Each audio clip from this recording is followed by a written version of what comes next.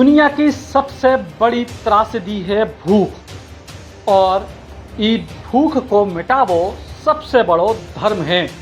लेकिन अगर गरीबन की भूख मिटावे के नाम पे उनके धर्म को बदलवे की साजिश होवे तो फिर इससे बड़ी हैवानियत कछु नहीं। मध्य प्रदेश को बुंदेलखंड इलाका आज भी देश के बाकी हिस्सों के मुकाबले पिछड़ो है और ई बुंदेलखंड इलाके में गरीबन की भूख मिटावे के लाने हो रही थी एक बड़ी साजिश।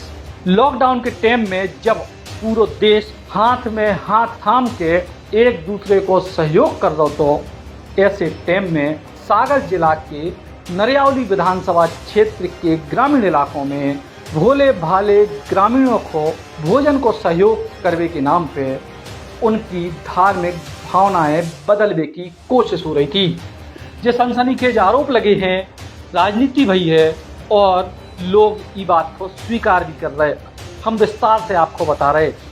दरअसल लॉकडाउन के टाइम में जब लोग सहयोग कर रहे थे गरीबन को अनाज के नाम पे, को भोजन के नाम पे, को दूसरी चीज़न के नाम पे, वही टाइम पे सागर जिला के नरियावली विधानसभा में दलित आदिवासी समुदाय के लोगन को राशन की मदद देवे के संग ही उनसे धार्मिक तौर पे अलग अलग किस्म की प्रार्थनाएं करवाई जा रही थी ईसाई मिशनरी के द्वारा।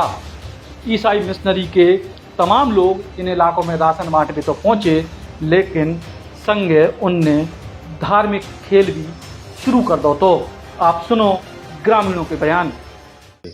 सर राशन देती थी तो प्रार्थना वगैरह करवाती थी। सर राशन में क्या क्या दिया जाता था? राशन में वो देते थे गेहूं और मतलब साग सब्जी। अकेले आपके यहाँ देते थे कि आस पड़ोस में भी हाँ, देते? आस पड़ोस के भी थे और मतलब गांव से भी आती थी 20-25 जन। अच्छा, 20-25। हर घर में नहीं देते थे? नहीं, घर घर जाके नहीं देती थी सर। बुलाते थे कि अब बुध खुआना और अब रविवार खुआना। हर आदमी को नहीं देते थे? नहीं सर। अच्छा, प्रार्थना सबसे करवाते थे? जी सर, मतलब 2 मिनट का मौन धारण प्रकार का ऐसे करवाते थे कि महामारी के वजह से मतलब सहायता मतलब मिले, उनके लिए दुआ मतलब देते थे। अच्छा, प्रार्थना करवाते? जी सर। कैसे करवाते थे बताएंगे आप? सर ये प्रार्थना ही होती है क्रिश्चियन में, हालांकि हमको तो मालूम नहीं है मगर हम लोग देखते थे। नहीं तो कैसे क्या करवाते थे? ये ऐसा खड़े हो जाते थे और फिर ऐसा वगैरह प्रार्थना होती। यही बाचलोन में। आपके यहाँ जब ये लॉकडाउन लगा तो मिशनरी से कोई आया था? नहीं, घर पे नहीं आए। तो कहाँ पर उनने सामान का? मास्टर है होता है। हाँ, होता है, उनने दिया था। उनने दिया था? क्या क्या सामान दिया था? 1 किलो चावल, 1 किलो आटा और टमाटर और प्याज बस दिया था। आपसे प्रार्थना करवाई थी? हाँ, करवाई थी। आपने की थी प्रार्थना? राशन आया था। हाँ। सब्जी आई थी, दाल आई थी, चावल दाल और शक्कर। गेहूं नहीं था? गेहूं भी आया था। गेहूं ये था। जब इनने राशन दिया था तो क्या इनने प्रेयर वगैरह करवाई थी? नहीं करवाई थी? हाँ, करवाई थी थोड़ी। प्रार्थना करवाई थी? आपने की थी? हाँ। कितने लोग आए थे देने? आ रही थी, अब हमें नहीं है पता कितने आए थे। क्या और आने का बोल के गए थे कि फिर आएंगे या आप लोग आइए? हम लोग एक बार और गए थे। हाँ। सर मना कर रही थी, तुम लोग को एक बार में लगा मिला। अच्छा, ठीक। सुने आपने की तरीके से जो पूरा खेल चल रहा तो और ई मामले ने अब तूल पकड़ लो है। सागर के जिला प्रशासन ने सीधे तौर पे कही है कि ई प्रकार की शिकायत जब आए तो वे कार्रवाई करें। लॉकडाउन के दौरान सागर जिले में लगभग 50,000 माइग्रेंट लेबर बाहर से आए हैं और कई गरीब बस्तियों में विभिन्न सामाजिक संगठनों के माध्यम से हम लोगों ने अनाज और आवश्यक सामग्रियों का प्रदाय किया है। इसमें हमने समाज के सभी वर्गों, सभी समाज सेवी संगठनों का इसमें सहयोग लिया है।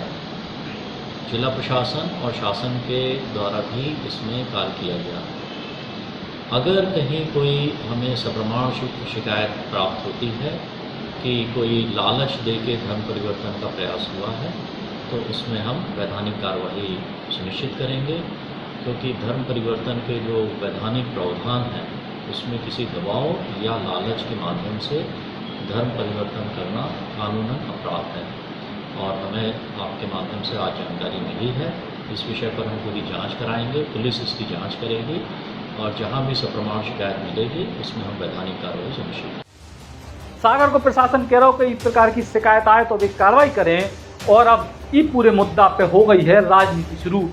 कांग्रेस पार्टी ने आरोप लगाया है कि भाजपा के लोग जब कांग्रेस की सरकार हो तब तो धर्मांतरण के मुद्दा को जोर जोर से उठा उठें, लेकिन अपनी सरकार में भूल जा उठें। धर्मांतरण का कांग्रेस के समय में आरोप लगाने वाली मौजूदा सरकार भारतीय जनता पार्टी की जो शिवराज सिंह की है, आज खुद वही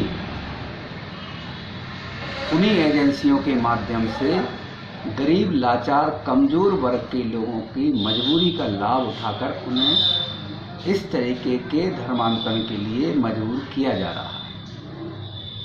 यह मैं इसलिए कहना चाहता हूं कि आप यहाँ देखिए, जहाँ जहाँ भी जो भी ये एजेंसियां हैं जो गरीबों को सहायता देने के नाम पर उनके यहाँ भेजने का काम कौन कर रहा है?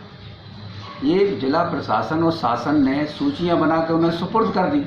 जब सूचियां बना के गरीबों को उनके यहाँ भेजोगे तो स्वाभाविक सी बात है कि आज जिस तरीके से धर्मांतरण के लिए प्राथमिक रूप से प्रेरित करने का काम स्वयं राज्य सरकार में बैठे लोग कर रहे हैं। उतनी भारतीय जनता पार्टी के स्थानीय विधायक नरियावली के विधायक प्रदीप लारिया ने भी इस पूरे मामले में प्रशासन से कार्रवाई की मांग करी है।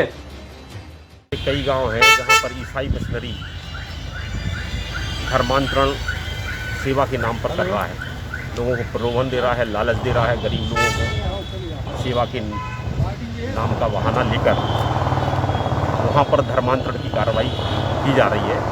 और इसके संबंध में पूर्व में भी हम लोगों ने विधानसभा में उठाया था, ध्यान का आकर्षण भी लगाया था, विधानसभा में प्रश्न भी लगाया था। विधानसभा की एक कमेटी भी बैठी बनी थी, उसकी कार्रवाई भी अधूरी है।